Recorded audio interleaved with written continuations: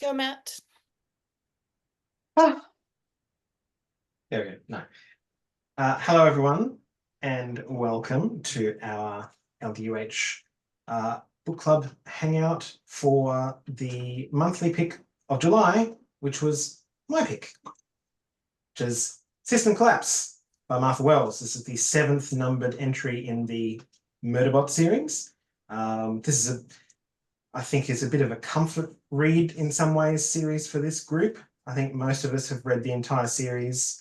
I don't know for sure, but I wouldn't be surprised if every single one has been a pick at some point. So it's pretty popular amongst us, and I think we all generally have a pretty good time. As I mentioned in our group chat earlier in the week, I did not realize that this was not chronologically after book 6. Which I had not read until about a week ago. So I read book 6, did not have time to catch up on book 5. So I've kind of come into this one without having that book 5 refresher. So a lot of it was me trying to remember what had happened immediately prior to this book starting. So I'm a little bit over the place with this one. So I'll start by saying it's a Murderbot book and I had a great time, as I always do with these. Probably still not quite my favorite. I think number 5 is still my favorite out of all of them. I think Mel's agreeing. And that was, we can talk about it later about why. But yeah, goes without saying, I love this series. I will continue to read any and all Murderbot fiction that comes my way.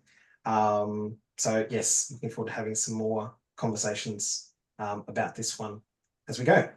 As is tradition, we'll start with some general thoughts from everyone. And I'm going to work my way around in, let's go clockwise from bottom. So that's going to be Shig. Putting you right on the spot to start.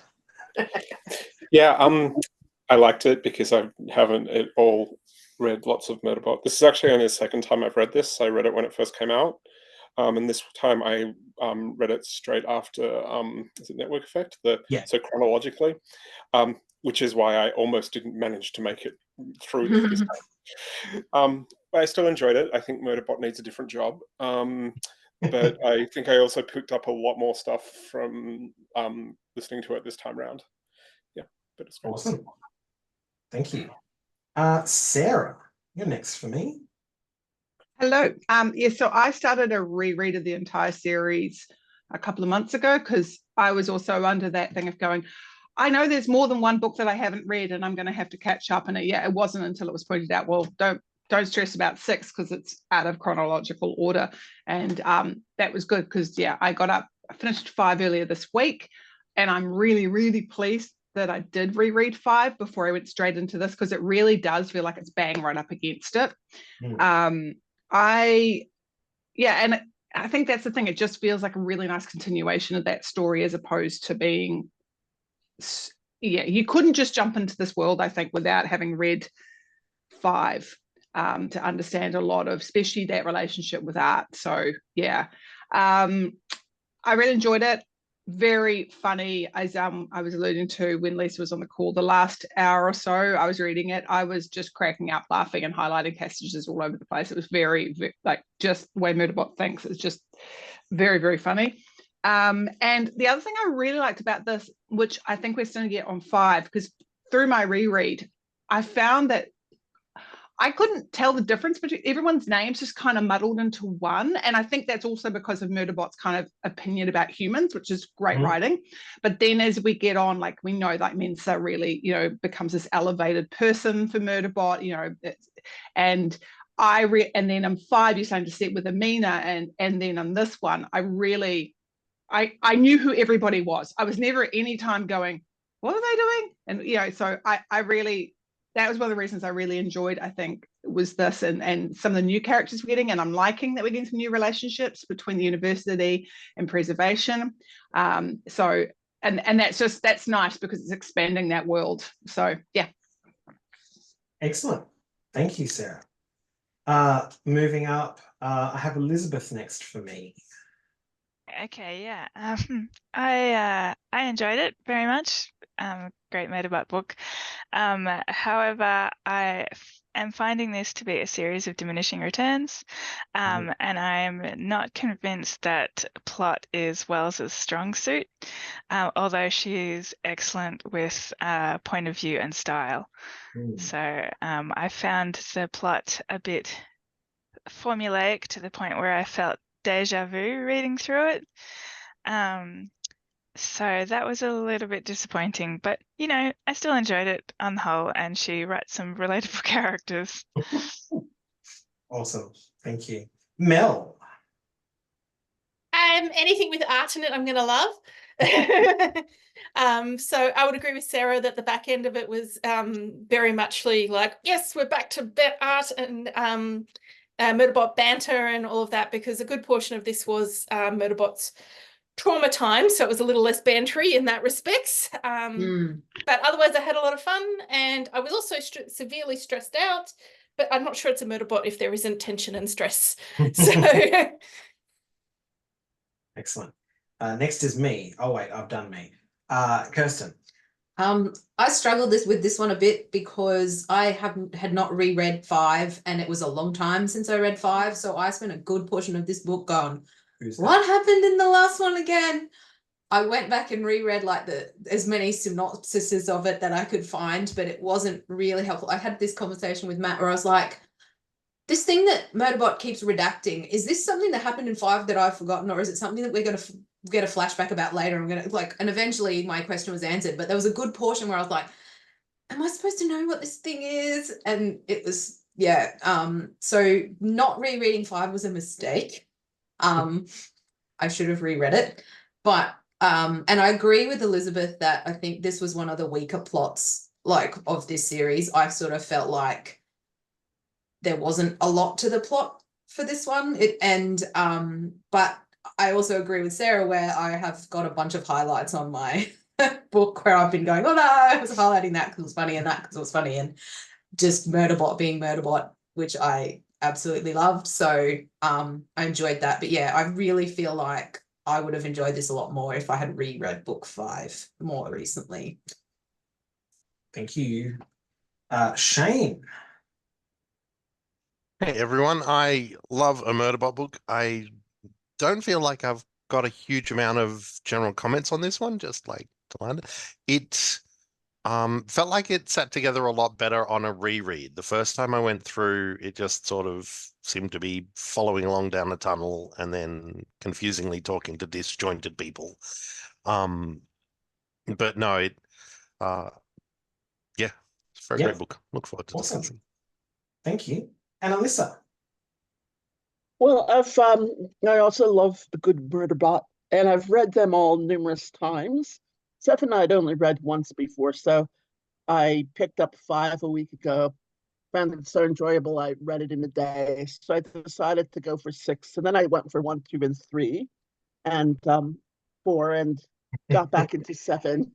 So, and it's interesting because I've never done so many or been that familiar, and I start seeing some really interesting patterns. Like Murderbot is with Art in book 2, and he ends, and he doesn't like Art. But in book 3, he just misses Art and keeps referring back. And you're like, he doesn't actually get back to Art until now. It's cool seeing some of the bigger patterns in her work. And I had a really good time doing that. Yeah, I enjoyed this. I think I agree with some of you that the plot is not so sound this time, or it's not the deepest book. It's not the laziest book either. So yeah, no, but it was fun. Cool. Awesome. Thank you everyone for your thoughts. I know everyone, well, not everyone, but some people already mentioned they've got notes and highlights and things, so I'm going to lean on you guys very shortly for that. I wanted to talk quickly about plot because that is something that came up a couple of times in those thoughts. So for me, I'd come off the back of 6, and I'm quite fond of a murder mystery. And so I even though it wasn't a book that sort of developed the character all that much, and didn't kind of do a whole lot of world building, it's very self-contained. It sort of was just its own little thing, but I still really enjoyed it because of the kind of story that it was telling. For this one though, yeah, I wasn't quite sure where it was going, or necessarily how it was expanding on the world of Murderbot. There's obviously some big stuff going on for Murderbot. So character-wise, there's some things going on, but more broadly speaking, yeah, it was a bit I don't quite know where this is going. My other thought there, tangentially, and this is, I don't know if this is more of a writing style kind of thing. I had real trouble following the action for a lot of the book when they were moving from place to place. And it was quite difficult to sort of make that mental model. There was no maps in the ebook. I don't know if there are any kind of maps, but I thought this was a book that could have really benefited from a map. They show me like, here's the hangar, here's the tunnel, here's, that would have been really good for me, because I spend a lot of time reading, trying to do that in my head, going like, where are they going, and trying to sort of, so I don't know if that also affected my enjoyment of things a little bit as well, because I felt like I was doing a bit of, extra mental load while I was reading. Yeah. Am I on? Yep. Yeah. I couldn't tell. I actually Googled fan artwork of the installation for book 5, because I was also struck, because I did the reread, and I got more out of book 5, because I remember being a bit lost as well. The worst book for that is the one where the security team, and I think there's Mickey the robot, that was the one I was completely lost, and I was like, I don't know where we are, I don't know what tunnels we're in. This is just, this is cheap sci-fi filmmaking where they use the same tunnel in reverse. Like, that's how I keep trying to keep it in my head. But yeah, I did the same thing, Matt, for 5, where I was like, when arrived in the drop box and then was walking, and then it was going down, and then there was egg bots, and I'm like, and the structure had ribs, and I'm like, I would love to see some fan art of this, because I so it was the same. It's funny that you should say that though, because I was just thinking that I didn't have the same issue when I was reading 5. I can quite, not like clearly remember, but I can still remember that I had a pretty good image in my head of where the action was taking place and how everyone was sort of related situationally to each other. That I just didn't quite get in this. So. This the whole bit with the walking in the tunnels, and I think this goes back to what Elizabeth said about there's a lot of the same stuff. Again, I think it was book 2 where Murderbot goes down into the mine and walks in the dark for hours and hours and hours and hours. Yeah, so it was like but interestingly, had no fear at that point, but now has a lot of fear. So yeah. I thought that was interesting, of how you went from what I think is, like, I got why it was purely terrifying, but I was like, how are you not terrified walking into a mine? Just, let's go wandering. But in a way, isn't that sort of the meta point of the picture? None of them knew where they were going. For them, it was all confusing. For them, it was this endless tunnel they couldn't figure out. People got inside corridors and they didn't know. And they could just kind of tell they were being chased, but not by who. So I thought it was kind of a good setup for that, because that was our experience. Sorry, Dave? Sorry, I was just saying, there was a lack of situational awareness the whole time, and that was kind of reflected in it. Yeah, absolutely. You're going to say that, like, what Shane said about, like, it making feeling a lot different on a reread. I got a lot more out of it. I almost wouldn't have reread it if it wasn't for book club this time, and I'm really glad I did. Partially because it moved so much faster and there was so much more character stuff compressed in there that I just missed trying to the first time, because the first time I was trying to figure out where it was, what was going on, and I missed so much of the actual character arcs. And I actually think that that's partially why the plot is so simplistic, because this was a series that was meant to have ended. I'm pretty sure someone drove a dump truck of money up to Martha Wells's house. And we are all grateful to that person. Which we are. But rather than going, okay, so what plot can I tell? It's like, well, where do the characters develop from here? Which, again, I really appreciate. But that wasn't going to happen when Murderbot felt safe with this storyline, which meant getting rid of Art and Art's ability to, threaten planets to try and keep his family safe. So it's really, and I think that is part of what drove it, because it's the infuriating trope of, oh, you have built this wonderful universe, and now this next bit is this tiny little isolated thing where we've got a contrived reason for none of the rest of it being available. But I actually think that I missed so much of what actually happened in the book trying to keep up the first time. And this time I actually, having just gone and listened to Network Effect and then this, I had to stop and rewind it again, and because I listened to the audiobook again and again and again, just because I was missing subtleties. And I think that's the only reason why I enjoyed it more this time, because I didn't have to focus on quite as many things. But the plot was quite contrived. I was a bit disappointed the first time to find it was still on the same planet and they hadn't even gotten off. It's like, yeah, the corporates are being dicks. But yeah, that was what I really found is I don't think it was actually driven by plot. I think it was driven by character development, and the plot took this thing at the back. It was what was required. I would agree with that. I also think that personally, I reckon that something happened back at working with the editor, and they were like, actually, book 5's really long. We could take this end bit and make our own little story and fluff it out a little bit. That would also explain why 6 was done and it was out of sequence as well. Yeah, that's what my thoughts was as well. So I sort of think that makes so much sense. and that would explain like a couple of different elements to it. A, being stuck on the planet still and having not moved on despite the end of 5 sort of hinting, well, that was kind of the next step. And then the other part of it was that the plot element is very much dealing with the trauma of what happened in 5 and then in between 5 and 7. Because I feel like the trauma that happened is not just what happened at that moment, even though Murderbot kept referring to that particular moment as the trauma moment. I feel like, well, that trauma moment happened because of the trauma that happened on the planet in 5. So it's not, they are linked together. And so I feel like this was, they decided to take the little bit of plot that was end of the story and went, let's now tell a story about Murderbot dealing with trauma, because Murderbot has squishy bits and so therefore is more likely to get trauma. Matt was ahead of me when we were reading, and there was a text message that, remember I highlighted a passage and I texted it to you and I just wrote, Murderbot is not okay.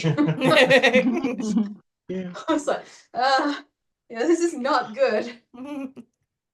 One thing though, if they were back to back, there are some parallels that would have seemed a bit, that's not great writing, but because there is this long bit, like for one, book 4 ends with Mensa, Murderbot pushing Mensa to get treatment. And then if 5 and 7 had been right next to each other, you'd be like, oh, now Murderbot needs treatment. Well, that's just a callback. And but also in book 5, Murderbot creates Murderbot 2, a child that everybody's all upset about. Like, how can you clone yourself? And yet you have Art and Art Drone, and that's the same exact kind of relationship. And that would have seemed like, oh yeah, why are you making a big deal of it? But because of, I think, the space, she gets away with those. Yeah. Maybe I'm just complaining about them. No, but I noticed the callbacks, and I haven't read 6 to be clear. So I read from 5 and went straight into 7. And I noticed those callbacks about trauma and like the media has come full cycle. So, I've been so influenced, I need to make my own, so I was like, which I loved. And and I noticed, like the end bit, which I highlighted because it was great and it was funny. And it's that whole bittersweet, laughter through tears moment where, they managed to get the art drone uploaded, and then both Iris Yeah. and Murderbot are relieved, and Prime is like, now hug each other, and they're like, fuck off, which I loved. It was like, that was great, like, you know, and this is kind of what I meant by character development, and that I feel like I know these, like, everyone feels much more individualistic. Like I got Iris, whereas on the first novel I got everyone confused all the time. Who's who got eaten, who didn't get eaten. Now I know who got eaten because he takes a big part, you know, in this thing. So I really I like that. I think your theory, Mel, about it being like, let's take this, let's reconstruct an ending for 5, and then we'll make a whole, you know, and turn this into its own standalone, and, you know, and rewrite bits of it so it sounds more like it's the next part. Makes a lot of sense. I think you're bang on with that one. I don't know. Oh, sorry, you go, David. Sorry, I actually I actually think I disagree with the idea that the Murderbot going through trauma is actually a callback to Mensa seeking trauma. Like the end of book 5, he's literally going to a drone, like, you touch me with that and I'll break it off. Increasingly over the books, he's I made that mistake again. It is going through and is increasingly not wanting to be touched, but is getting less and less violent and warning people a bit more before it happens. But the whole series is basically about Murderbot going through trauma. It's not re-traumatized from the point that they think it is. It's not re-traumatized. The biggest fear, because I just read Network Effect and System Collapse back to back, the bit where target control system is taking over, has infected Murderbot, and Murderbot's reaction is literally never again. I would rather die. And because it's actually the lack of control and the enslavement that's actually triggering it. So it's actually I think it's actually quite internally consistent. It's just absolutely. I think that it's a theme.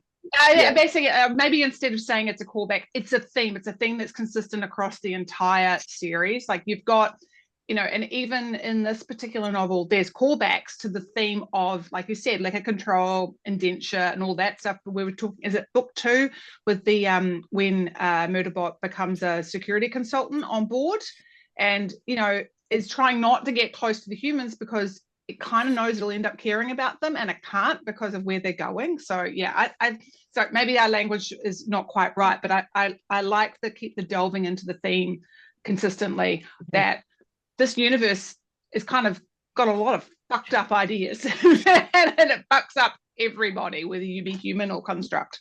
So yeah, I think David, and combat's such a big part of it. Yeah. I think David said something that was very key at the early stage, which was Murderbot needs a new job. Murderbot has a new job. Murderbot's an amazing producer and director. Well, that's what I'm saying. Like, but I wrote it even before that moment happened. I was like, why is Murderbot still doing security? Because they're good at it. And well, that's what I was going to ask, because, like, I didn't do a reread of everything. I just read 5 and 7 for this. And so I haven't read the rest of the series in quite a long time. And I was wondering if there's any point, for those people who did do a recent reread, any point during probably 1 to 4, where Murderbot was considering doing something else, or even just was like, I don't want to do security or something. The only thing that Murderbot has ever said consistently they want to do is watch media. That's which I am perfectly fine, and therefore I will read that book, because maybe. I just like hanging out with Murderbot. Maybe the university has a job for someone to watch media and review it and analyze it and publish some research papers on it. Or maybe they need to start making documentaries for like, you know how they made the documentary at the end to convince all the colonists to not go with the BE people, like maybe that they're going to have a career in documentary making. Actually, it said at the end that it wanted no part of that, which was I do like this notion of these very snarkiest of snarky critics posting reviews. Or maybe a science consultant for like fiction shows. Oh, That could yeah. work. Oh, that's a good one. I like that. I like that. Sorry, What Shane. would a Continue. rogue sex unit actually be You're like? good. Well, Mel, you asking about has Murderbot considered doing, or has there been any suggestion of doing things other than security? Reminds me at the end of book 1, and when Murderbot's finding a place with the preservation people, they all say, and you can come to preservation and you can do whatever you want and you can live however you want, and that makes Murderbot incredibly uncomfortable. Very Mm. anxious. Only Yeah. time it's comfortable is protecting its humans and doing security, which it hates. Which I But- find fascinating in reflection, thinking about how much, especially in this one, but also in 5, Murderbot's thinking about 3 and how 3 is just saying yes to things and Yeah. not really Yep. making Mhm, choices for mhm. themselves. And I'm like, yeah, Murderbot, how about that? Weird how mirrors work, isn't it? Yeah, I like absolutely. that. No, that's it is interesting though. It's like that double-sided thing of like, I don't want to be doing this, but also this is safe and known and a thing that I'm good at, and so there's a certain sense of security to doing that security hard. I also think it comes from attachment to the humans. The humans keep Yes. going into spaces where that it's attached to. I don't feel like it feels necessarily like going out and doing security as a job. It's For just to other- protect its humans. Yeah. I agree. I was going to say the same thing. It's not really about it being a job. It's just that it's like these are the people I care about, and I need to Yeah. protect. Yeah. I don't Like think it whether would it like- accept a job with some random group of humans. No. Like whether it likes that term or not, those scientists from preservation have become its family. So it gives a fuck about them, you know. And then and art is also family. So by extension, everybody from the university ship is also family. So, you know. Meanwhile, I know that it's not. Sorry, I know that it's not in book 7, but it was at the end of. It was in book 5, but I think it was when is it Amina, the young one, called Murderbot second mum. I basically fell apart. Yes. It's like, oh no, I said the F word. Yeah. I think Murderbot will become a representative for rogue sec units after Barad Waj's documentary hits big time. Yeah. And he'll It's going to become get bad whenever the corporates start noticing Murderbot's there, their sec units are there. Yeah. Oh, what did I just Line do? up here to Sorry. get your governor module hacked. Yeah. That's 3 now. The company's going to really start wanting to fuck up Murderbot. Like for reals, Yeah. because that's where they make their money. Yeah. Yeah. Who read 6 and who didn't read 6? I've read it, but it was a very long time I ago. read But it. I actually remember 6 better than I remember 5, which is why I was like, damn it, I really should have gone back and reread 5. It was just, I was just thinking back to that one when we're talking about its humans, and how it was like dealing with the essentially like the station security people on there, and it's kind of it's not that same sense of family kind of thing going on, but they still had that, and I don't know if it was meant to be just like it's part of the programming part, the the constructy, non-squishy parts of things, and it's like got to work with humans, and they still need protecting because it's part of what I'm doing with them or what. But I almost got that sense that those relationships could have sprung up again with those people as well.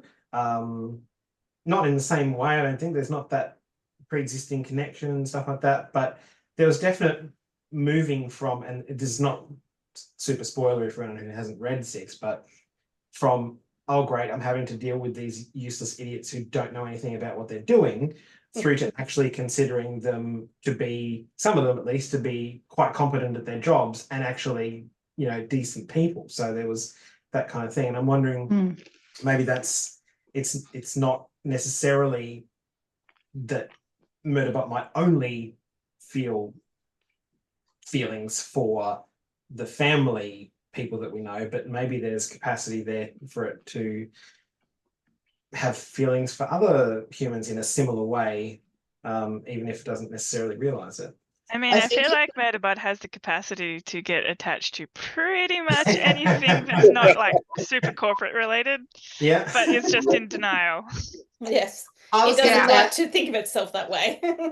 I think it would depend, like in that situation, it was kind of thrown into this situation where it was like, oh, now I have to protect these guys and actually caring about them. But I think if it was like, hey, would you like to go along with this team on this mission with a random, like without that element of danger there at the beginning, it might be like, nah, no thanks. The thing Whereas if it gets thrown into into a position where something goes wrong and it happens to be there, it'd be like, oh God, I have to do this saving these people thing again. But it's not going to be just like, I won't bother.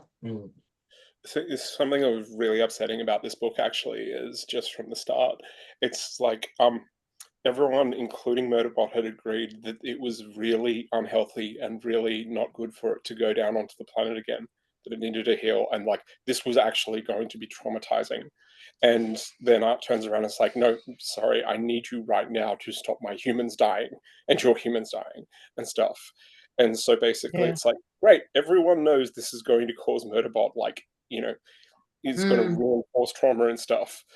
But then the stupid humans have to go and put themselves into situations router, like networking fault, so yeah, that bit was kind of crappy, because it's like, not just that Murderbot doesn't know what else to do. In this case, Murderbot had actively participated in a discussion and had chosen not to do something, and then it's like, well, fuck. Art and Murderbot both explicitly say near the end of the book, they have a conversation and out loud observe that their mission, together and individually, is to get their humans safe out of the system, and their humans' mission is to save these colonists.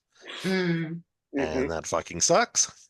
But wasn't the mission get the fuck out of here? Was that what the mission was? Isn't that how it was? Yes. Mission, plan, get the fuck out of here. What gets me, it wasn't actually until like about halfway through, 3/4 way through this book that Art says the word fuck for the first time. Wow. Like, I like to think that's Murderbot's influence and all the media. That is quite possible. But I mean, we know that Art gets really upset when their humans are in danger, but here we see Art talking to their humans while its humans are putting themselves in danger, and Art's losing their shit, right? Yeah. Like, more so than anything else that's happened.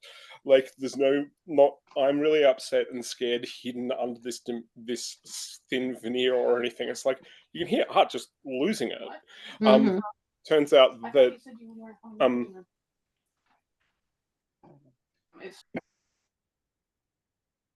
I think there's discussions happening in the household. All good. Sorry, I forgot last. Yeah, sorry. I've forgotten my point now. So Art was losing it at the. Yeah. Oh, that's right. Yeah. I just thought that was really interesting. That like it's just reinforcing how Art is not stable when it comes to its humans, and neither is Murderbot. Like, Two bits on that. Alyssa pointed out to me a lovely exchange yesterday where Tariq, the new person on this little expedition, says, "Oh, don't get it started." And Art says Tariq doesn't like philosophical discussions. And Tariq says that's because Art will never stand losing a philosophical discussion and just keeps talking at you till it thinks it's won. Yeah. Yeah. And it's like, yeah, that's exactly what Art's doing and been doing. It's one thing I really love. I don't remember where it happened, but when in book 5, when Murderbot finds Art's people and they're like, how do we know who you are? What's your name for perihelion? And it says asshole research. transport, and then yeah, you know him, yeah. Yep. That's our ship. Anymore. Yeah, okay, we You get have our it. trust. Yeah. Go And I love that Carries. bit in book 5 too, where Art's talking on a private feed to Amina, and then he's like, "You're talking to my human, don't talk to my human," and she's like, it said I can call him Art, like he's trying to get buddy with it's like, you guys have your favorite humans, you just do. So yeah, it was really Yeah. cute. It says But I not enjoyed Perry. that. It's not Perry. It says I can call it Art, and I was like, But I noticed the similarity between that moment and at the end of this book when Holism is trying to talk to Murderbot, and Art is like, "Stop talking." Stop, I did I'm too. only talking to you to annoy me. Yeah. I actually want to see more Holism because I just want to annoy Art because I enjoy Art, but I also enjoy annoying Art. I Yeah. liked that Murderbot was like, you know who would love to listen to your boring thing about whatever. Yes. Yes, Three would three. love to listen to this. Why don't you talk to Three? And then Yeah. I would You know, love it if Three and Holism just like became all buddy. We get Yeah. along great. Well, what I really love about 3 is that 3 does have their own personality, and they obviously are like, you know, he says, "Where's 3? Watching a whole lot of student films," and it's and Murderbot's like, I don't like. It doesn't have to. Is it trying to be like, why? And it's just, it likes documentaries. It likes nonfiction. It's like, it's really cool. So it's like, would you like to hear about planetary infrastructure? Because and it's like, yes, I would. I would love to hear about planet infrastructure. So it's very cute. Planetary infrastructure. So yeah. This is not meant to be discussion ending topic, although it kind of would naturally fit at the end, but I'm saying it while I remember it. We're talking about you know, has the series been extended beyond its intended life? And so given that scenario, let's assume that that's what's happened. Should Murderbot finish up with the next one and call it a day? And if that is going to be the case, what do we think plot-wise and character-wise? Where should it go? What would you like to see resolved or explored more? I was thinking about, like, they kind of mentioned that there's this schism going on with the corporate side of things, and it might be interesting to see some fallout from that and what's happening in the wider universe. And I didn't listen to the audio, so I don't know if it's Leonida or Leonid or however that's pronounced, whether they might make a comeback, because I kind of started to find them a bit more interesting when things started to take a bit of a turn at the end. So I'm like, well, okay, there's some interesting stuff going on here.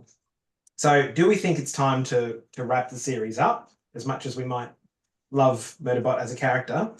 Is it running out of steam? And what do we want to see from the end of the series, should it happen? Shane had his hand up. I did. I think there might be a lot of legs left in the series, but it needs to find or settle. Like, these last 2 books have been finding new direction and a new premise, and Murderbot goes off adventuring the stars with Art seems to be the new and I think that the redacted thing at the start of this book, or the first half, I think that was a mistake. I think that was forced tension or fake tension. Actually, the thing coming to life and biting your legs off and forcing you shutdowns when you have these visions is scary. But the description in book 5 of Murderbot being immobile in the dark, partially infected, was as terrifying as I can imagine, and would have been fine. And I spent half the book trying to figure out what was behind the redacteds, and I think that made this harder to follow. And that's probably been a consistent thing throughout the whole series, is there's stuff that we can't quite see because Murderbot refuses to look at it, so we only get partial bits. I think the first 3 books, maybe 4, have a really nice flow of Murderbot finding a new place on preservation and finding a new understanding of itself and a relationship to its favorite humans. And all of them work really nicely, meeting Mickey and thinking for the first time that a bot construct could have a real relationship with humans and that sort of thing. Those work really well together. And at the end of that, Murderbot's done that journey, and still trying to do that journey, I think, doesn't really work. But off adventuring and the conflict between you want to protect the humans and the humans want to save other people, I think there's legs there. Yeah. I think that where that point that you mentioned where it's all flowing up to then, that was actually the original story that was going to be told. I think the only person that can really answer if this is going to go anywhere is the author, who's, have they decided after this there's actually another story they want to tell, or are they just feeling like they've got this fan base that's driving it, so they're looking for something? Either one, like the second one actually disappoints me a lot more, because it sucks, because I really, really want to see more Murderbot, but at the same time, if there's nothing more to tell, then it's just going to cheapen it over time, and no one wins. I would like to see the company get taken down in a bit more of a big way. Although that's a little, I think it's probably a little bit almost wishful thinking on my part, that like maybe companies like that can't be taken down. But I also, like, I'm totally here for Murderbot and Art adventuring together as well. So, I don't know. Or if Murderbot needs to take some time, I would be up to see Three's Adventures. I was going to say that too. And also have a spin-off of 3. Yeah, because I feel like she's done a lot with Murderbot. I'm not sure where she would go from there with Murderbot's character. But the world, I think, has a lot of potential still, because there's obviously some big shifts happening, and how does that play out, and that sort of stuff would be quite interesting to me, I think, as well, and that could come from a number of different lenses, I guess. Three's Adventures seem like it would be interesting and worthwhile, because that would allow the space to cover some similar but not the same territory as Murderbot has been through. 3 seems much more relaxed. Like the fact that 3 had a potential friendship with a different sec unit that they worked with is really interesting, because for Murderbot, it's like anybody else is just terrifying. But for 3, you'd have the possibilities of different interactions and different relationships, like real deep friendships and allyships, and things could happen. I could also see a possible, future 100 years hence kind of continuation spin-off, where there are just more sec units, but they're no longer rogue, and the idea of freed sec units is no longer as terrifying, and they're more part of society. That would be a cool spin-off for me. It is worth noting currently there are no further books on the schedule, as far as I'm aware, and she has been working on other series, so it might be that we've seen the end of Murderbot. I guess we'll have to. She left it at a really good place to kind of like, that like Murderbot's come to terms with some, like, I felt very much like this is a nice full stop, if it makes sense. Like Murderbot, I think someone referred to it as that Murderbot was asked, what do you want? You can do anything. What would you like to do? And Murderbot goes, I have no freaking clue other than sit there and watch, Sanctuary Moon all the time. So I'll just keep doing what I'm doing. And actually at the end of this, that's kind of that's the character arc, is that they know. They go, yes, I want to go with that. Like, you know, Yeah. and that's a really nice kind of character arc from hacking your module, not knowing what to do, so you just keep doing the same thing, to actually going, I know what I want to do and I can use my voice, and that's really cool. But I agree that the universe that Martha Wells has set up is really interesting. I want to know more about alien remnants.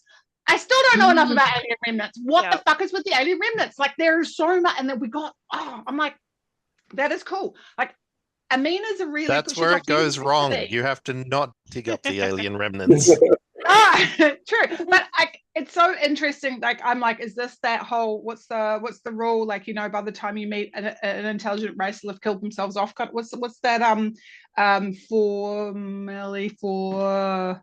Yes. Help me. It begins with F, right? Yeah. Fermi paradox. Fermi's paradox. Fermi's Nice. Fermi's paradox. Yeah. So is it that there were all these intelligent people, but they all killed themselves off and left all their remnants behind? Like, so there's this mystery of, well, how did this all work? And I like, maybe we follow Amina. Amina seems like, you know, also like Murderbot and Art, basically a child/teenager who hasn't come to grips with all their emotions. It's just making them. So Although maybe we follow. I contest more emotionally mature than either Art Yes. or Yes, Murderbot. yes. But you know what I mean? Like, They would not agree. Wow. Well, the fact she had to play intermediary for them.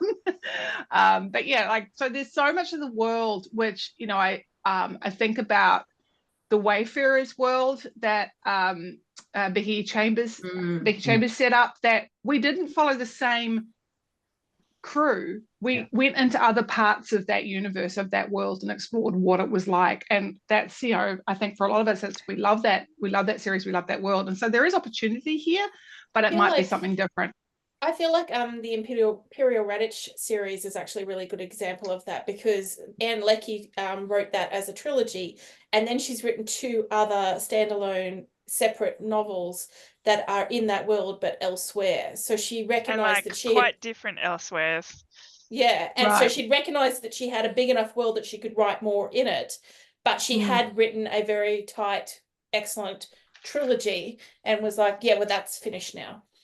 That's true, because I was going to say Becky Chambers as a model is not great, because Becky Chambers didn't like put expectations of a series from the beginning, if you know what I mean. Like, it is like, Sorry, it's the one that came into my head. But Mel's example of Imperial Raj is quite a good one in that sense. Although, you know, a trilogy is still kind of a more discrete unit than what Murderbot has ended up as, which is kind of a bit sprawling and a bit. I think it's more that there's references. So, like, if you think about what's the world, Discworld, that Terry Pratchett, like, there's references to different, like, you've got that opportunity. Like, we could go off with someone new in this world and be in Corporation Room, and we go, oh, we know what that is. Like, we're getting more insight into that. So yeah, that could be. Anyway, that's my thoughts. But yeah, again, though, Pratchett set that up early. Like, he was only 2 books in before he started introducing more elements, like different parts of the world and different sets of characters and that sort of thing. So I don't know. I think in some respects, you'd have to go with another longer stretch of books rather than like jump from book to book to book in different places, because I think I'm not that would saying mess how too it much with expectations. Yeah, I'm not saying whether it should be. I just think there are other stories in this universe that would be interesting, whether they're one book or a trilogy, like you said. Like, I'll leave that to the author's discretion. But I think she set up this really interesting and quite terrifyingly probably real reality of what it would be like, because it's kind of based on our world, where we do have corporations kind of running countries essentially, and then, you know, then others trying to make sure that there's governments and fairness. So yeah, I think it's really pretty cool. I'm seeing something online that suggests that she does have plans for another couple books, but she's had health issues, breast cancer that she's been dealing with for the last year. And that one of the next books should be from Bharadwaj's perspective. which would be cool. Oh, Doctor, yeah. The one who was doing the documentary on the secunits. That's cool. Yeah, nice. Cool. On the constructs. So I Yep. really like that I mean, and that's what's gotten Murderbot to do this last bit of documentary work, and Mm. That does sound interesting. Yeah. And it's the interviews with Barawaj that Murderbot 2 grabbed from his memories to give to 3, It's which intrigued 3 enough to disable his own governor module. Yeah. 3 is interesting. I could absolutely stand to read a story of the new sec unit, call it 4, and Leonide during the Barisha Stranza civil war. Mm. That would be cool. Is Actually- that would Four's the one who came in and said you've got 2 minutes, right? Is that what he was referring to as for? Yeah. It didn't actually have a name, but we're calling it. No, but I'm just presuming that's. I just want to check with Just- Shane that's I've who just you were thrown it in. referring to. Yeah, Yeah. absolutely. I was just checking that was done. Any of the other constructs in the whole series. Like, What's that shit? Yeah. they seem to have their shit together more than any of the other constructs in the whole series. Well, It's true. I mean, we I haven't think, been inside their head yet, so. I think 4 and Yeah, yeah. Leonida would make a ruthless pair. It would be wonderful to watch. Maybe. Yeah. I didn't know anything about 4, but I do like the fact that it did go disable its governor module and then was helpful. I appreciate that. And I appreciate that the old style intelligence AI at the station was really Ada. helpful. Ada. People that went, Ada Cole. Ada Cole. Ada Cole too, but I just was like, Ada, I like that. Ada Cole too. Yeah. I think there's something interesting about like 2 is a special case because they were essentially a copy of Murderbot. Yeah. But Bodiless. I think there's something interesting to explore on this idea that I know there are different models of sec units around, but how much of them are essentially like templated, and how do those different sec units evolve and change through their experiences, and what makes Murderbot different to 3 to 4 to, and seeing how if they may start from a very common place, they end up in quite different places. They've got organic components, which is going to hugely affect that. Like, it's not that they're starting from a base template, except that it's like a base template overlaid onto an organic thing. So it's going to have. I'd say it depends on how the organic stuff is done, though. That's interesting because it can't be cloned because they're all unique. They have a different face. Yeah, did that come up? Because that was one of the questions. Like, I'm presuming they were all like, because I had that query in my head. Is it like the clones? Like, am I looking at Timamura Morrison like the whole way? But it can't be, because Murderbot goes and wanders and like has a few changes and is undetectable. Whereas, if all sec units look the same, then that would come through. But I think it's interesting because then you get into this nature versus nurture, because I got the impression with the Barisha Stranger, that's how I said in my head, the BE people, that they owned all their sec units, and thus that's why some of the, unlike Murderbot, who was company property, who was put out on contract and brought in and put out and basically this resource that was never really cared for.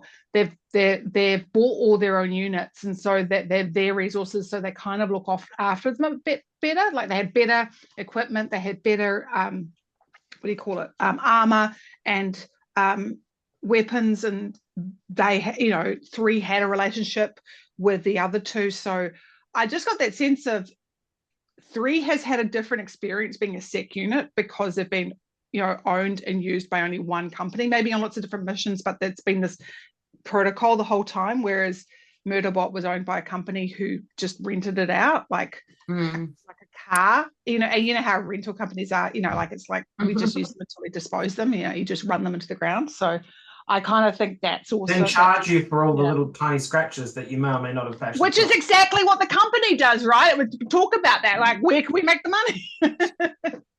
I like the fact that nobody knows the name of the company, and Yeah. that company. Yeah, And Look I at Barry don't me, Weiss, deserve a name. what gets me it's is that really like well done. so it is mentioned that like especially in like Network Effect that the company's it comes up again and again, the company's sec units are particularly unstable. But they all seem to they're more likely to kill people. But Mm. but it's but even without that, like I think it was also a Network Effect where it's like, oh, you've got to be really careful. It hasn't got a working governor module. They can go kill people. They go mad and kill people. I mean, it's like, I wonder why that is. Yes, Yeah. that's true. Yeah. It's Yeah. interesting In though. It's not clear that they're that murderous. It's just, it No, turned out yeah. that they became murderous because Right, got treated of like a shit. hack. So, I can see a few badly done hacks, changing the whole human's perception of sec units. Like if this continues to happen or happens every few years or yeah. Well, in ever dominates. you've got this character on this specialist on Arts Crew who I've got the name of, who is pretty much the analyst. He was on a corporate kill squad, which is pretty much the same as it Tarek, seems yeah. like to be a sec unit, just without the like construct sort of thing. It's like Yeah. kill people or die, your choice. Which didn't mean that he had any more of a choice than anyone else. Yeah. But the idea is the sec units is like they're told they're disposable. That's what they believe. And oh yeah, do what we say or you're dead straight away. No questions asked, no argument. So it's pretty hard to say that like what they'd be like at all because pretty much all of them have been born with a gun to their head. Yeah. Yeah. Our Murderbot has the additional trauma of 30,000 plus hours living in secret that these newly freed sec units don't. And that would fuck you up. Yeah. Kill these people, sure. Yeah.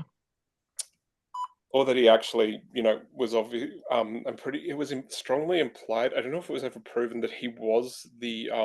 It was a bit vague about the thing where he went off and killed a whole lot of people. Yeah. Reread that in book 2, and no, he wasn't. It was the hack. The hack was given to the sex bots in order to mainly just go and ruin the whole system so that the planet moving machines wouldn't kick off in time, and so someone else would get there first. So that ended up getting in everybody's head. They all murdered, and except for the sex bots who weren't affected, and they tried to solve the they solved the problem. They tried themselves. to keep people from killing. They did all the Yeah. right things. It was the mine installation. That's when Murderbot went down, like walked for miles down in the dark corridor and went through the lockers, and then like plugged into and found out, oh, it was all of us. We were used as a tool to basically cover up. Basically, they wanted an easy way out and to cover up evidence, so they used us to do so. And not even. No, it was just a hack. It was just an accident. I got the sense that they were being used to, maybe it was afterwards, like how they were trying to cover it up by closing the mine and everything. Yeah, maybe that was it. Yeah, they closed the mine. They wiped everybody's memory. What got me is that there's two ways that the sec units are controlled. The normal way is just through threat from the government modules, which is pretty effective. But then there's the thing with the combat override modules where they seem to lose consciousness and stuff like that. But it's very much portrayed like, well, they're not even getting access to their own brain or seeing what's happening. That puppy. But So it was never really made clear if the incident with the mining thing was actually if Murderbot was just like, here, kill these people or die, which is a choice in itself, or if it was like just total lack of autonomous control, like something else is driving. It did Yeah. Either seem way like would the totally. latter. Yeah. Sorry? I said it did seem like the latter. Like they Yeah, had no conscious control over it. but they Although, had memories. They had memories. yeah, of it, which was Murderbot weird. hacked its governor module so that couldn't happen again. Yeah.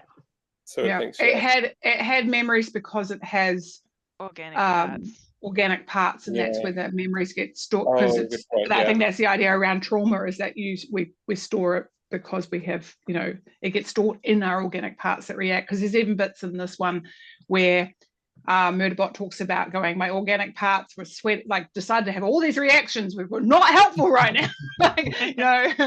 Which I thought I was like, yeah, that's quite funny. I want to talk about some of my highlights. Go for it. Yes. I was very, I highlighted a bit where, which was very, very fun. Where was it? It was the bit about Rathi and Tariq, and that the fact that they were. Oh yes. and the flashback to the bit, and there's somebody standing in the hallway going, "It's that way."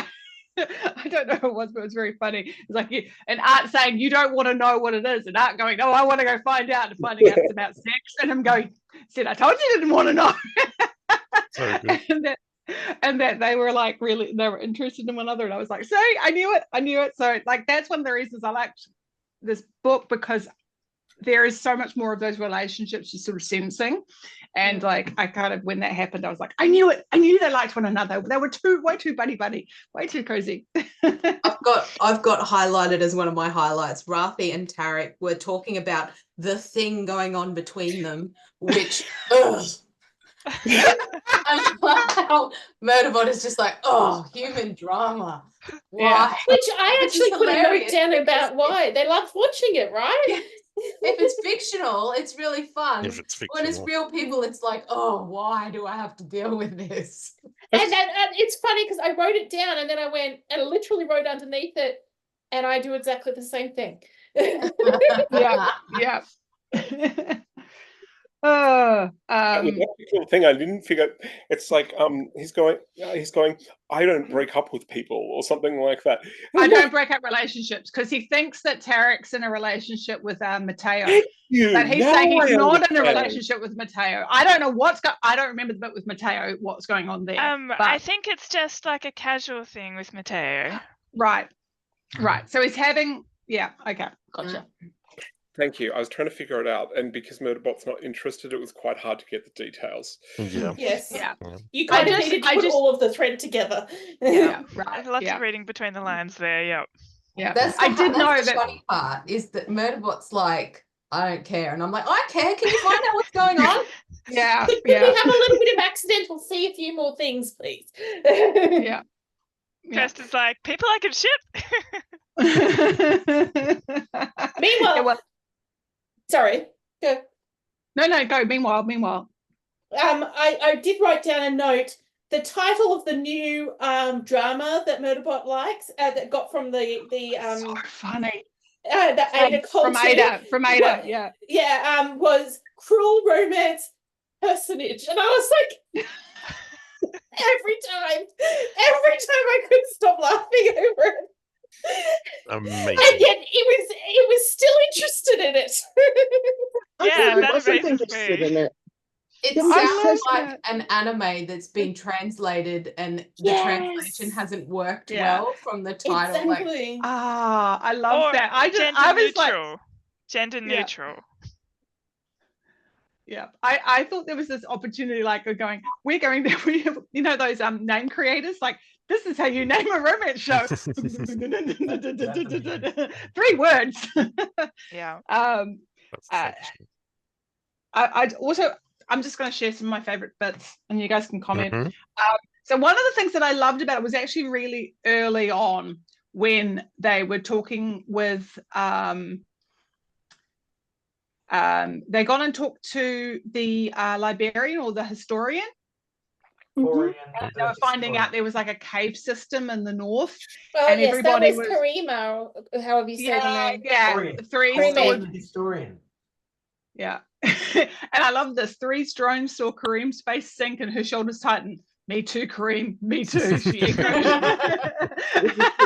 And then I love this. And I this is the bit I highlight. I was like, oh, you have to be kidding me. I had an A visual input, which was Rathy shaking his fist at the sky and Tarek making hair tearing out gestures and Iris just sitting there with her face set in a wince. B, the video feed from Arts Lounge where Seth was gently banging his head on the table while Martin patted him on the back.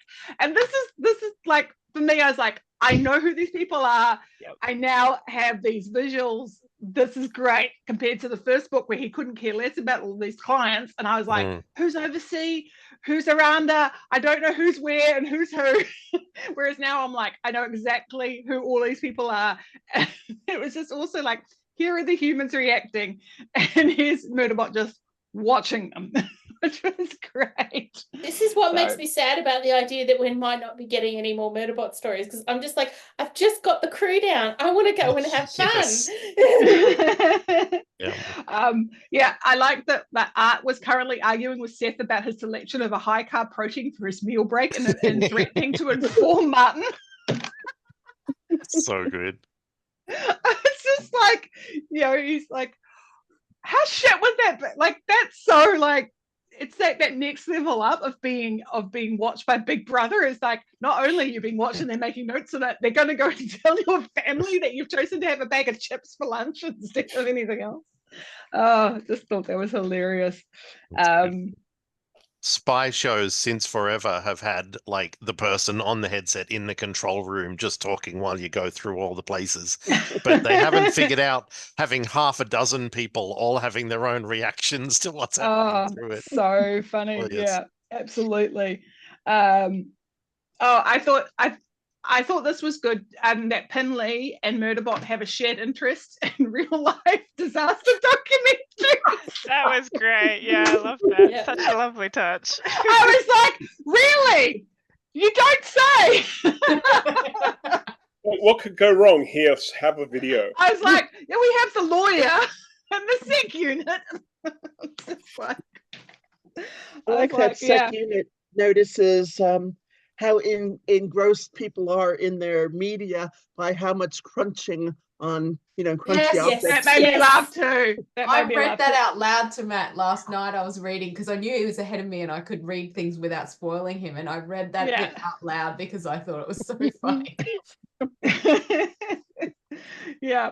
It was that bit. There's a bit in here about backburnering the channel because all he could hear, all Murderbot could hear was breathing humans and the occasional creak of upholstery.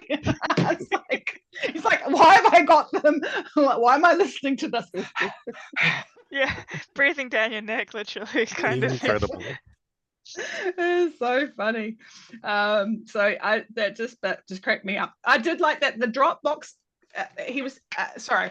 Why am I gender? I never gender them in my actually when I read it. It must be the booze. When Murderbot was looking at the Dropbox and how much money who was at Adamantine had put into there's this bit which says the Dropbox's arrival and departure even had its own theme music.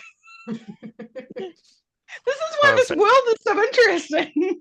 Yeah. Yeah, it's amazing. Out of business. It's like, no wonder you spend more money on the theme music instead of making sure they weren't alien remnants. That's all the old ships smell like human feet. Yes. Yes, I noticed that. I was like, there's no one to hear these things. Like, what the fuck? Oh, this is funny. Oh, and I did love that. And I highlighted it when Murderbot was watching something and Ada Cole was like, what are you up to? And it's like, I'm watching entertainment. And then gave me access to a partition loaded with media files. Yeah. How you know that they like each other. Yeah. Mm-hmm. Well, it's how I feel like it's how Ada knows that who the real good people are is because they were interested in the media. Yeah. Yeah. Yeah, Would I thought it would was you- like the real clincher was like, do you have references? And it's like, here. All the rest. yeah. That was great. In fact, and that I highlight that just as a reference where they said they made the doco and then they had like the whole, and because Murderbot said it hadn't occurred to them to list all the references. Mhm. And That's a problem with society in Something gonna general. blow up. isn't it? yeah, exactly, which I thought was great. Anyway, and then there was another reference again to how they were using Dr. and I'm sorry, I cannot say their name properly, Dr. Bharadwaj? Bara, yeah, it's an Indian name, Bharadwaj. and I'm terrible at trying to make that without hearing it. Did someone hear it? Someone had the audiobook, right? Yeah, Bharadwaj. Bharadwaj, yeah, and how they were using her voice, and they were saying like using basically AI to make the voice and saying that was absolutely not ethical, it's not legal, it's not ethical. I'm like, oh, nothing else knows what's being discussed at the moment. Yeah, Mhm. You know, but it's for a good cause. murdering random people, you know, for their Yeah. own good is one thing. I'm not clear on that. But copyright, damn, I'm down with it. Yeah. Mhm. That's a whole different Yeah. can of worms. Well, if they Uh, failed and all those people got shipped off to slavery, they would never, nobody would be hurt by them having heard Bharadwaj's voice. Like, yeah. nobody could see them. Yeah. And then the other bit that I liked was that Tarek was swearing to himself in a language that Murderbot didn't have a good translation. It sounded very sweary with religious overtones. Yeah, I loved that too. I actually really So- liked Eric. I was like, I really would like to spend more time with this dude. He seems like he's interesting. I want to know. I like Kirsten was also like, yeah, I also want to know what's going on with the Tarek. Oh, yeah. in Rathi. I'm like, yeah. They seem I like, was totally expecting something to happen at the end, and Yes. nothing did. And I was like, damn it, because they were kind of apart for most of the book. And I was like, oh, when they have a reunion, Murderbot's going to be like, what are they doing? Why are they wasting their time? And I'm like, damn it. There was a hint that they were talking to each other, but like Murderbot wasn't interested in listening. So Yeah. yeah. I would also and be it- open to a spin-off from Tariq's perspective. Yes. Mhm. Yes, that would be cool. Because also Tarek had only sort of started like a year. So that could be an interesting, like, what is it like joining the university after, being in the corporation room for so long and basically as just, like doing security as a forced indenture kind of thing. So yeah. Did anyone else really love the bit where I cracked up laughing, where the two shuttles were both in the landing pad, and then Art needed a distraction for the crew, the BE crew, and so Art made the shuttle go right up to the nose, and everybody screamed. And Randy's been flown through the tunnel, and just like it sounds like he's on a roller coaster the entire time. He's like, I think what I thought was must have been so funny is because you've got the stationary shuttle there with the guys there, and then you've got Art's shuttle coming up, but the pilot is screaming and has no control over it. So what the pilot in the stationary shuttle must have been thinking that is going on, because there's this shuttle charging up to it, but the pilot's screaming. It's like, who's in charge here? Yeah, it was very funny. It was so funny, and I just. Because it would be like really scary to have your car like come like right up against you, just looking at everybody through the windshield. So yeah, I thought that was great, and I really felt for Rathi because it's not like he hadn't been through enough running through the tunnel. For sure. Oh, it's like it was the occasional noises. He would like, One bit those that I were some of really- my favorite bits. One of the things I really loved was when they're talking about the why circular doorways always look Yes. creepy. I highlighted that too. I was like, I love why are that. circular things more scary than square? They are. I don't know why. You know It's like why? when Because that's a pub conversation. Yeah. That is a we've gotten to that point of the evening. I even Googled it to see if this has come up in somebody's thing before. Like, I wonder if someone's talked about this before, but I couldn't find anything. But I was It's like, totally true though. It's Does- totally true. I thought of Jurassic Park with the window when they're in the computer room trying to turn all the door locking things on, and the raptor puts its face near the thing and blows on the glass. And I was like, that was the image that came into my mind when they started talking about round portholes. I was thinking about Alien because I've just been doing a rewatch, and when Dallas is up in the shafts and shutting down all and they're all like The the irisy ones. iris ones, yes. And so I was like going, yep. this tracks. This absolutely tracks. I wonder if And then it's because circles seem slightly more organic than right angles. I was also thinking maybe, and I'm not going to say it right, a tryptophilia. Is that what you say? Yeah, I thought maybe there's something to that as well, that, you know, you're expecting. See, I find this fascinating. I actually think it might be due to media exposure and the use of it, because I love round windows. I think that they're delightful. And my sister bought a house with a round window, and I was like, oh my God, I wish I had my house had one of those. And so I'm sort of like, is it a lack of exposure from me not watching scary things that I have not got this reaction? And it could be a feedback thing where, like, there's media with that, and then it becomes this image. So then it becomes used in other media because it invokes this feeling with people already. It's a coded thing. It's a coding that people go, I know this is scary, therefore it is scary because I've seen it before. Yeah. And I think about ships like Titanic and everything where they're trying to shut the doors. They're always round, you know, like trying to shut the doors to the engine room so the water doesn't come in. What's the show movie with the alien at the bottom of the sea? Thank you. See, you knew what I was talking about. I knew exactly what you're talking about because that's one of my favorites. I used to rewatch it all the time. I even have the book. But what round ones make sense as far as actually being a seal. Do you know what I mean? Like, I know, like the roundness for that situation is to do with the seal and the structural integrity, I believe. Yeah. Well, that's exactly why what do you call it? Like manholes. They're round so things can't fall in. Like there's a reason that they're that way, but it's still like, yeah, I have to say there's something a little bit more scary about falling into a manhole that's round than, you know, square. I don't know why. But just ducking back to the media aspect, like one of the ways that they show that this is not like our reality per se is by having round doors. Yes, hobbits and things. Hobbits, yeah, I'm thinking generally more sci-fi than that, but yes, also that. I also think caves and tunnels. Caves and tunnels. Natural ones are round. True. Rounder, rough, irregular. Although some of them are quite regular, depending on how they're formed. But yeah. That was one of the things that was in my highlights. I also have I've got, what else did I have? Sorry, now I've lost it. Oh, there's part about humans have a bad habit of assuming that if they know a thing, that all the other humans in the vicinity know it too. Either that or they believe none of the other humans know anything that they don't know. It's either one or the other, and they are both potentially catastrophic and really fucking annoying.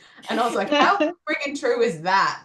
Because people either just assume that everyone knows the same stuff they know, or they assume that I know something that nobody else knows, and never in between. I think that went along with the whole, I think that might have been the same one where I did a highlight about, where is it? There's something about, let's face it, actual solid physical or visual evidence will not often change human minds. Yes. It's like, that's so true. Yep. And the other one I've got is, I could be walking me into a trap because anything is possible and bad things may not be more statistically possible, but it sure seems like they are. I was like, mood. It's much easier to go, yep, those bad things, like when your brain's thinking through scenarios, it's much more willing to believe the bad stuff than the good things. Yeah. I That's enjoyed absolutely true for us. I mean, as humans, we're really encoded to remember the bad shit like 10 times more solidly than the good shit. Survive, please don't do that again. Yes. Yeah. Yeah. That's because remembering the bad shit keeps you alive. Mm-hmm. Yeah. I mean, some people have said it's because we've been the apex predator for such a short time. And Yes. for the longest time, we've been, you know, very, very fearful. Mm-hmm. True. Yeah. Mm. Well, I think, guys, we're good with wrapping up. I got 2 more highlights. Go for Yeah, it, I got Kirsten. one more. Oh, Apologise wrapping up for any jumping time ahead. now. They're not long. I have organic neural tissue. Whatever the hell you're doing with the secretions and neuron firing, it's not helping. Yeah, it's really not helping. Yeah. And the other one I've got is, who wrote this fucking module, for fuck's sake? It's not factoring in exceptions. No wonder taking advice from Sanctuary Moon was better. Yes. Yeah. Wasn't there a bit where Murderbot was complaining about not having like a pilot module, and it's like you'd think that I would have yeah. one of these. Yeah, that's right. Because it's more likely that I would need to fly somebody to save them than I would try to deliberately crash the ship or whatever. Yeah. Oh, so ridiculous. But they can fly a hopper, which was just strange. I like the holy shitting deity. I need to use that one. That's really good. Yeah, I like that one. That was good. I was like, yes, we say God, but really, it's like, deity's much more generalistic feeling nowadays. I like that. I like that. And it's just as humans here, some of us like to wear our visors down when we don't need them to breathe, and some of us don't. We just like to mix it up. Everyone's I turning. really like the bit where like they're doing a runner right at the end, and then the corporate overlord is like, "Is someone watching media?" Yes. And it's like, yeah, I always like to watch media while I'm piloting. Oh, it's so the protection was so good. That actually, I was going to say that scene where Leonardi is performing for. Like that was actually very cool and very well, like really well done, because Murderbot knew something was going but couldn't put their finger on it. And that bit of going, oh, they're putting it on for the cameras because this is basically the stadium where everybody watches stuff. So I enjoyed that. Was quite a good scene. And the moment the feed was cut, she just walked out. It's like, wow. She is an interesting character, Leonide. Whatever. Yeah.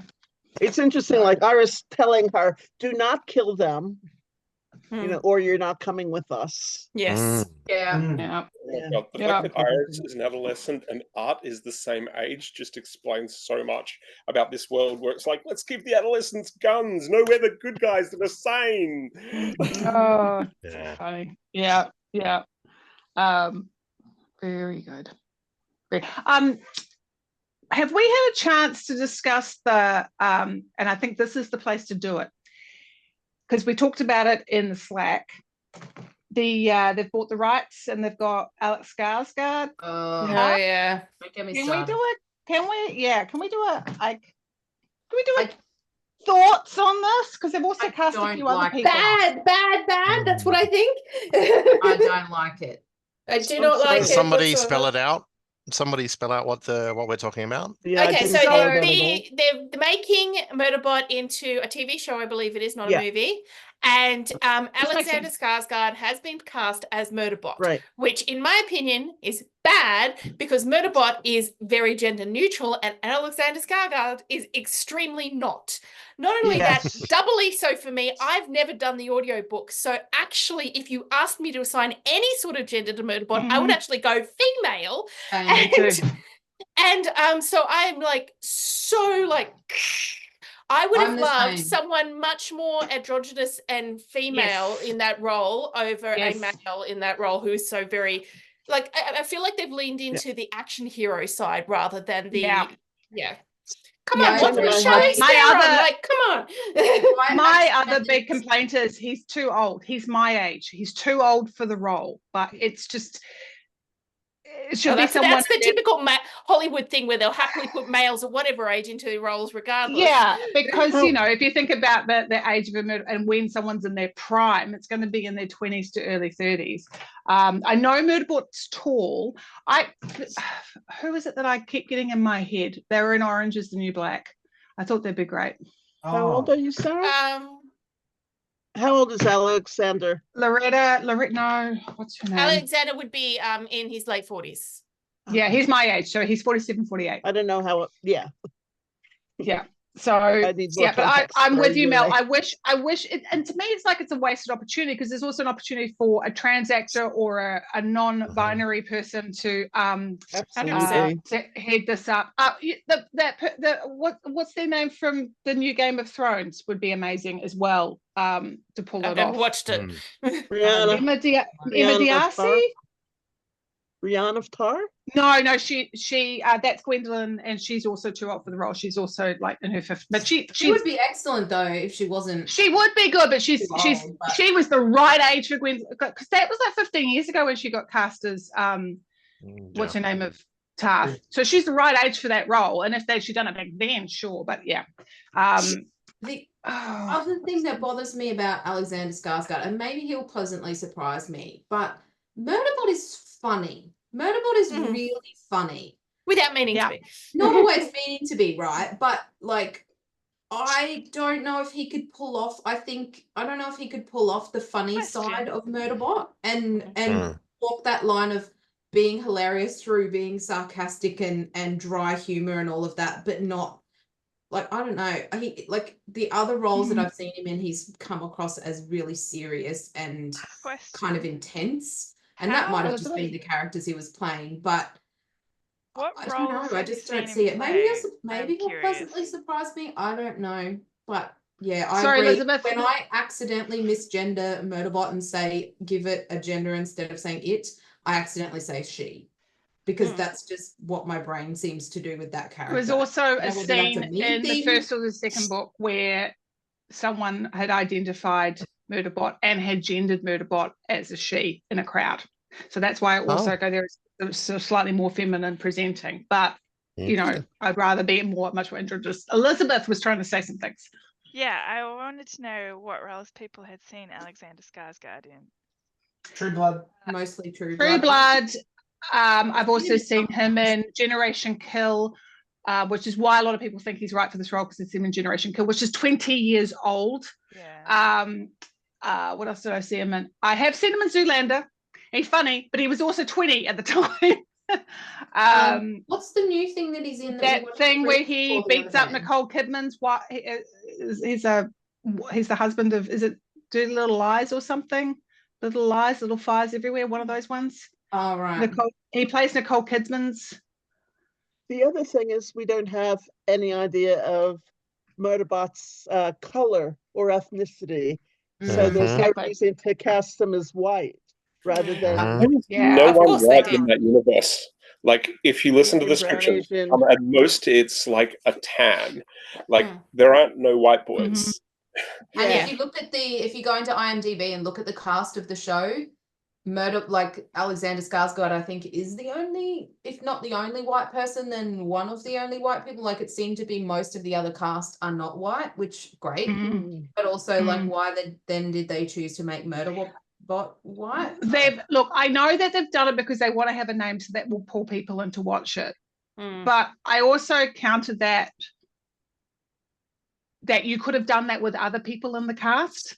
Like Mensa could have been a big name. Like if Mensa was like, I know Viola Davis or Octavia Spencer, that would have pulled people in, you know, like you get a big hitter for some of those smaller names who are great. You know, would have voted for what was the that was just the people who popped into my head. Leviathan Wakes, what was that TV series? The Expanse. The Expanse. You remember I've forgotten her name. Yeah. She played Christiane. Yes. Yeah. I had her too. Yeah, I had her too. Oh my God, I love her. Yeah. She'd be a great Mensa. She'd be a great Mensa. She would be a great Mensa. So Gaurag Dashlu. Yes, that's the one. Yeah. What name? Sorry, Agadashlu. Yeah. She's great. She's great. What's the name of the thing we watched the preview for the other night? Lee. And because we were watching it and I was like, this is just reinforcing that I don't want him to be And like maybe I'm Aw. just being not like maybe maybe he'll surprise me pleasantly, but I was like, I just don't. Fingers crossed. That's not how I see Murderbot in my head. But anyway, maybe he'll be behind the visor the whole time, and it'll just be his voice. Well, this is the other thing. I'm going to be really interested I- to see how they manage it, because so much Yeah. is in Murderbot's head, and Murderbot's trying to present an absolute like deadpan, which Mhm. a lot of people like it because they're like, well, he can do deadpan because they've seen him in Generation Kill. So I'm like, what? How is that going to play out? Do we get a voiceover? Is it like Ferris Bueller? Is he going to Yeah, turn I to was the wondering camera that every too. time and do, which is fine if that's, but there is some really interesting artistic choices they're going to have to make, because so much of it is basically like an aside to the audience. And if they do it Ferris Bueller style, I'm kind of up for that. But then I also question exactly what you said, Kirsten, which is, does he have the chops to go from this to, like, that actually change the character? So this is me on the inside to this is me on the outside. So I mean, That's he's what a worries great me. actor. Do not get me wrong, he's a great actor. It's just, I'm just not. Look, I What keep worries me is reminding that they're myself just going to that take this. Sorry, Mel, you go. I keep reminding myself that when they announced The Martian and they had cast what's his face in that, I was very upset with that cast, Matt Damon casting in that one as well. And I did not think that he suited the role, but it came out okay. So I'm just hoping. Yeah, I agree about. I'm on the same page with Project Hail Mary, with Ryan Gosling being the main He's character. too good looking. He's too Yes, good same. looking. Yeah, He's too good I looking. don't like it, but who knows? Maybe he'll surprise. Yeah, He's good looking I people like never do anything except Ryan has both has really good serious and comedic chops, right? He like, I could actually like see him more in this role than I can see Alexander Skarsgård. I would rather still see like somebody who's more non-gender conforming or queer. I'd rather see someone like that. But I think Ryan would actually be much better, because he has that whole, he can be really serious, but he can also be really fucking funny. I still think that whole thing he did for Saturday Night Live about the Avatar font is his best work ever. It's so funny where he plays the designer. If you haven't seen it, it's hilarious. It's such a good one. I love it. So good. He's so funny. He's so good in that. I'm trying to remember who that person is. My biggest worry is that they're going to focus in too much on the actiony parts, and they're going to leave out all the introspective stuff that's going on in Murderbot's head, which is the thing that I like the most about it. It's the thing that makes Murderbot Murderbot. It's without it, it's not good. Sorry. In theory, this is conversation that Lisa could be part of. That's true. Let's bring her in. All right, we'll better wrap it up then. I better wrap up so that we can get off and stop the recording. Yeah. Anyway, that was just our thoughts about the TV series. Hopefully those producers who are all men in white are watching. Get some women in there. Get some queer people in there. Yep. All right. Thank you for watching, guys. Next month we are reading Sister Song by Lucy Holland. So thank you, and hopefully you'll join us for that. Bye. Bye.